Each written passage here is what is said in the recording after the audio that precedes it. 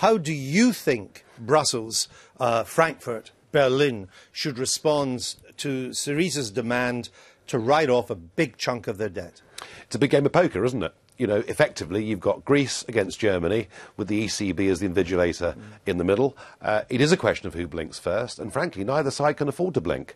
I mean, if Syriza, having been elected with this sort of tidal wave of support, would have suddenly become very weak, I think having given all that hope to Greek voters, my goodness me, they would be on the streets. And by the same token, how can Mrs Merkel and the ECB allow a huge level of debt relief without the same being extended to Spain? So I'm not sure what's going to happen. And Italy. And Italy, indeed. I was in Italy last week, and I have to say that the growth of eurosceptic opinion in Italy is extraordinary, with nearly half the parties in Italy now saying perhaps there's a future outside the euro. So it seems to me, I don't know Spiras, but it seems to me he's the kind of guy who isn't frightened of anything.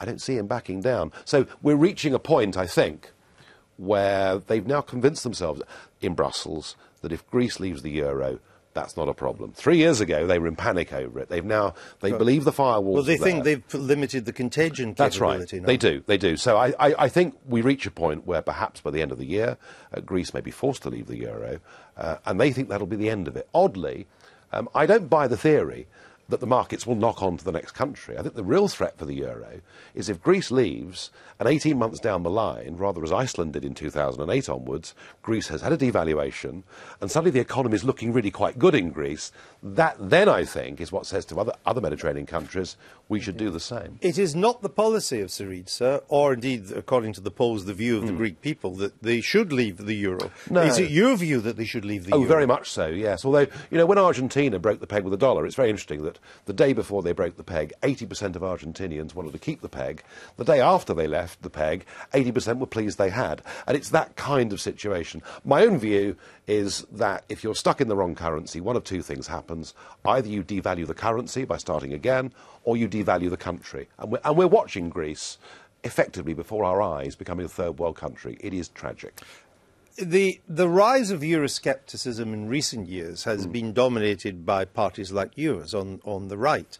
And sometimes... Well, I'm not so sure about that. Well, let me just use a shorthand, and you can quibble about that later. And sometimes on the hard right with the National Front. And the left. Well, but now it seems to be more on the left, with the rise of Syriza and also with the rise of Podemos in Spain. You see that, or even your friend, the clown, in Italy, too. You're beginning to see the left. Isn't this a threat to your view of Europe if you begin to see that Euroscepticism now becomes or at least anti-European elites becomes the voice of left-wing parties? Well, look, historically, it was the left that was against the European project, not the right. It was the Labour Party in Britain up until 1983 that said Britain should not be part of the EEC. When I first went to the European Parliament in 1999, I sat in a group of Eurosceptics who were former communists and former socialists. So this goes back and forth between left and right. Am I concerned that the left are becoming Eurosceptic?